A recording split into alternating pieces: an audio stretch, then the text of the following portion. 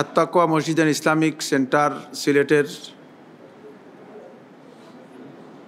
জুমার সালাতের পরবর্তী আজকের এই সংক্ষিপ্ত আলোচনায় শুরুতে আল্লাহ রাব্বুল আলামিনের অসংখ্য শুকরিয়া যে আল্লাহ সুবহানাহু ওয়া তাআলা আমাদের উপর অসংখ্য নিয়ামত দিয়েছেন। সবচেয়ে বড় যে নিয়ামত আল্লাহ রাব্বুল আলামিন দিয়েছেন সেটা হচ্ছে যে আল্লাহ রাব্বুল আলামিন আমাদেরকে দ্বীনের জন্য, ইসলামের জন্য হিদায়াত দান করেছেন। এই জন্য আল্লাহ তাআলা শুকরিয়া আদায় করি, আলহামদুলিল্লাহ। আল্লাহর এই আসমানের নিচে, জমিনের উপরে এর চেয়ে বড়, এর চেয়ে সম্মানজনক আর কোনো নিয়ামত নেই। আমরা অনেকেই এই নিয়ামতের কদর, এই নিয়ামতের যে মূল্য, সে মূল্য আমরা বুঝতে পারিনি।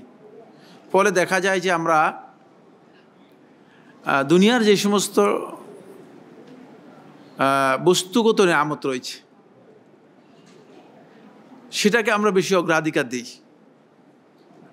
কারো যদি বাড়ি থাকে, কারো যদি গাড়ি থাকে, কারো সম্পদ থাকে, কারো উপার্জনের ভালো একটা মাধ্যম, ভালো জব থাকে, মনে করি যে আমি সবচেয়ে বড় নিয়ামত লাভ করেছি। এটা গলদ, এটা একটা ভুল ধারণা। বরং যে ব্যক্তি সত্যিকার হেদায়েত লাভ করতে পেরেছেন তিনি আল্লাহ রাব্বুল আলামিনের পক্ষ থেকে সবচেয়ে বড় নিয়ামত লাভ করতে পেরেছেন। এই জন্য আল্লাহ তাআলার আমরা সবসময়ের জন্য শুকরিয়া আদায় করতে পারি। নিয়ামত কোনো ব্যক্তি যখন পাবে তার করণীয় হচ্ছে সাথে সাথেই নিয়ামতের শুকরিয়া আদায় করা।